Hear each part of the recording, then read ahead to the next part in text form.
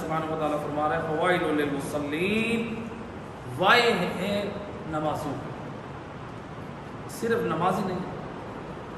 Well کس کو کہتے ہیں؟ ویل کا مطلب ہے افسوس، حیف۔ ایک معنی ویل کا یہ بھی ہے کہ ویل جہنم کی ایک وادی کا نام ہے۔ تو یقین نمازوں کے لیے ایسا نہیں ہے کہ انسان اپنے مطلب کا معنی لے لے اور باقی کو چھوڑ دے۔ یہ یزید نے قیاس کیا تھا قرآن کریم کے بارے میں، یہی آیت پڑھ کے کہا کہ اللہ قرآن میں کہتا ہے نمازیوں کے لیے ویل ہے، میں کیوں نماز پڑھوں؟ جب معاویہ نے یزید کو کہا تھا کہ تو نماز پڑھا کر، تو کھلے عام بیٹھ کے شراب نہ پیا کر، تو اس بدبخت نے، ملعون نے یہی جواب دیا تھا میں نماز پڑھوں، اللہ تو قرآن میں نمازیوں کے بارے میں کہہ رہا ہے کہ ویل۔ آج یہی فکر آ رہی ہے بعض لوگوں میں جو نماز سے دور بھاگنے کے لیے کہتے ہیں کہ نماز یہ یزیدی فکر ہے۔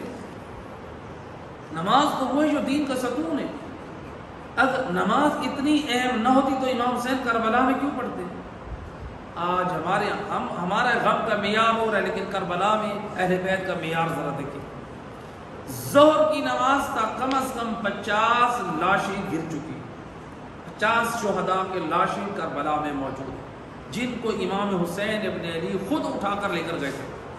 اب بتائیں، امام مظلوم سید الشہداء اپنے اصحاب باوفا، جن میں بڑے بڑے حضرت حر اور دیگر اصحاب امام حسین، اصحاب رسول بھی تھے، بعض ان جو حافظان قرآن بھی تھے، جو قاریان قرآن بھی تھے، وہ کربلا میں شہید ہو چکے ہیں۔ ان کے لاشوں کو امام حسین ابن علی نے خیمے میں جمع کر لیا ہے، لاشیں اکٹھی ہو چکی، 50 لاشیں جس میدان میں امام حسین ابن علی جمع کر چکے ہیں۔ اس کے بعد بھی امام نماز ظہر کو اول وقت میں پڑھ رہے ہیں۔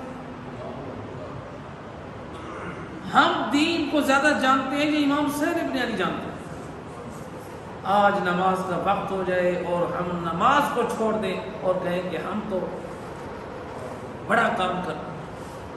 آپ جتنے بھی بڑے کام کریں، امام حسین کی نگاہ میں نماز سے بڑا کوئی کام نہیں۔ بس فیصلہ کریں، کیا امام حسین ابن علی ان اصحاب کے عزادار تھے؟ ہم ان کے عزادار ہیں کہ نہیں؟ امام حسین بڑے عزادار ہیں یا ہم عزادار ہیں؟ امام حسین ابن علی بڑے عزادار ہیں۔ جب امام حسین ابن علی اپنے اصحاب باوفا کے عزادار ہو کے وقت نماز کو مقدم کر رہے ہیں، اور ہم نماز کے نام پہ کسی کام کو مقدم نہیں کر سکتے، تو لہٰذا نماز اہم ہے۔ اگر ہم حسین کربلا کا پیغام سمجھنا چاہتے ہیں، کربلا میں کردار حسین کو دیکھیں، ہمیں یہی پیغام سب سے پہلے نماز۔ وَوَيْلٌ لِّلْمُصَلِّينَ، جو نماز کو چھوڑ دیتے ہیں۔ کیوں چھوڑ دیتے ہیں؟ الَّذِينَ هُمْ فِي صَلَاتِهِمْ سَاهُونَ۔ وَوَيْلٌ لِّلْمُصَلِّينَ الَّذِينَ هُمْ عَنْ صَلَاتِهِمْ سَاهُونَ۔ ویل ہے ان نمازیوں کے لیے جو اپنی نمازوں کو بھول جاتے ہیں۔ کیا کر جاتے ہیں؟ بھول جاتے ہیں۔ یہاں پر دو احتمال ہیں۔ ایک یہ ہے کہ جو نماز کو بالکل بھول جائے، غفلت کی زندگی پڑھنی تھی، نماز بھول گئے، ان کے لیے کیا ہے؟ ویل ہے۔ یعنی ان کے لیے نہیں کہا ویل ہے، افسوس ہے، یہ جہنم کی وادی ہے کہ جو نماز نہیں پڑھتے، جو بھول جاتے ہیں، پڑھنی تھی، کاموں میں اس طرح مشغول ہوئے بھول گئے۔ ایک ان لوگوں کو شامل ہے یہ والا معنی، دوسرا ان لوگوں کو بھی شامل ہے جو نماز کو اول وقت میں بھول گئے اور اس کو تاخیر سے انجام دیا۔ دنیا کے کاموں میں اس طرح ہر کوئی یا اول وقت نکل گیا، بھول گئے تھے نماز کو، یا پھر بالکل نماز کو سر سے ہی بھول گئے۔ دونوں قسم کے افراد جو ہے وہ شامل ہیں، اور دونوں کے بارے میں روایات موجود ہیں۔ جو بالکل یہ تو بھول جانے والوں کے بارے میں حکم ہے نا، جو نماز کو سرے سے چھوڑ دے، اللہ کے رسول کیا فرماتے ہیں؟ رسول اللہ لسان وحی سے فرماتے ہیں من ترک الصلاۃ متعمدا فقد کفر۔ رسول اللہ فرماتے ہیں جو نماز کو جان بوجھ کے چھوڑ دے، ایک نماز کو جان بوجھ کے چھوڑ دے، وہ مجھ نبی کی نگاہ میں کافر ہے۔ آج ہم اگر کسی کو جا کر کہیں اے کافر، ہمارا کیا عمل ہے؟ نبی کہہ رہے ہیں، اور امام جعفر صادق علیہ السلام امام فرماتے ہیں جو نماز چھوڑتا ہے وہ منافق ہے۔ نبی کیا فرماتے ہیں وہ کون ہے، اور امام کیا فرماتے ہیں وہ کون ہے، منافق ہے۔ اور اللہ قرآن میں کیا فرماتا ہے، اقیموا الصلاۃ ولا تکونوا من المشرکین، نماز قائم کرو مشرکین میں سے نہ بنو۔ وہ اللہ قرآن میں بیان کر رہا ہے کہ نماز ترک کرنا مشرکین کا شیوا ہے۔ اب ذرا غور کرو، نماز نہ پڑھنے والا قرآن کی نگاہ میں مشرک ہے، امام کی نگاہ میں منافق ہے، رسول کی نگاہ میں کافر ہے۔ اگر آج ہم کسی کو کہہ دیں او کافر، او منافق، او مشرک، برداشت کریں، لیکن اس کا کیا خیال ہے، نبی کے بارے میں جرأت کر سکتا ہے، قرآن کے بارے میں جرأت کر سکتا ہے؟ انسان سوچے میرا کردار کہاں ہے، قرآن مجھ پہ راضی نہیں ہے، مصطفیٰ مجھ پہ راضی نہیں ہے، آل محمد مجھ پہ راضی نہیں ہے۔ نماز جو ہے وہ ہے، اسی لیے امام جعفر صادق علیہ السلام اللہم صلی علی محمد اول وقت کے بارے میں امام فرماتے ہیں، امام فرماتے ہیں امتحنوا شیعتنا عند مواقیت الصلاۃ، ہمارے شیعوں کا امتحان لو نماز کے اول وقت۔ اگر وہ اول وقت میں نماز پڑھے تو سمجھ لو وہ صادق آل محمد کے شیعہ ہیں، اگر وہ نماز نہیں پڑھتے وہ سب کچھ تو ہو سکتے، وہ ہمارے شیعہ نہیں ہو سکتے۔ ہمارے شیعوں کی پہچان کس وقت میں ہے، اول وقت میں ہے۔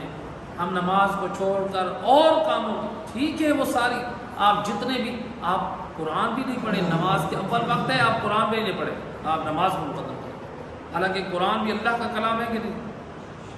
نماز کا وقت ہے تو آپ نماز پڑھیں، آپ اللہ کا ذکر بھی نہیں کر سکتے، آپ کوئی اور بھی کام، آپ حتیٰ کہ خانہ کعبہ کا طواف چھوڑ دیں نماز کے اول وقت۔ تو لہٰذا آپ عزاداری امام حسین ابن علی کر رہے ہیں تو اس کے لیے بھی وقت کو منظم کریں۔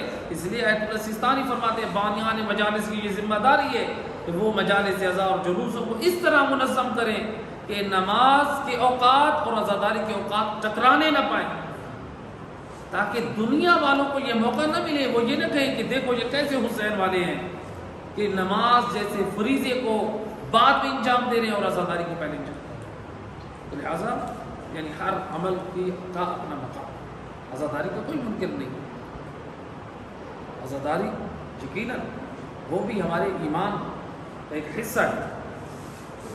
تو نماز جو ہے اس کو اول وقت میں، یہاں پر جو ہے امام خمینی رحمۃ اللہ علیہ کی خدمت میں انقلاب ایران کے بعد کچھ حکومت کے لوگ ہیں کہ ہم آپ کے فرزند سید، ان کے جو فرزند تھے سید احمد خمینی، ہم آپ کے فرزند کو گورنمنٹ میں ایک عہدہ دینا چاہتے ہیں، چونکہ وہ فرزند انقلاب ہے، یعنی امام خمینی جو ہے ایک بانی ہے، ان کے فرزند کی ایک حیثیت ہے، وہ بھی ایک عالم تھے، فاضل نے کہا کہ ہم ان کو ایک عہدہ اور منصب دینا چاہتے ہیں۔ دیکھیں یہ ہے دین سے محبت، اولاد سے محبت نہیں کی۔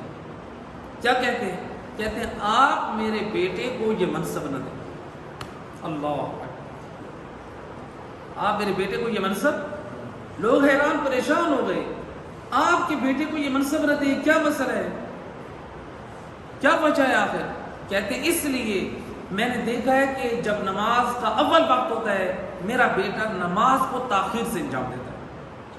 جو شخص اللہ کے حق کو وقت پہ ادا نہیں کرتا وہ لوگوں کے حقوق کو وقت پہ کیسے ادا کرتا؟ میں ایسی اولاد کو اس لائق نہیں سمجھتا وہ لوگوں کی خدمت گزاری کے لیے اس کو کوئی منصب دیا جائے۔ یہ ہے حقیقی علماء کا کردار، جنہوں نے قرآن اور آل محمد کے فرمان کے مطابق فیصلہ کیا۔ ایسا ہونا چاہیے۔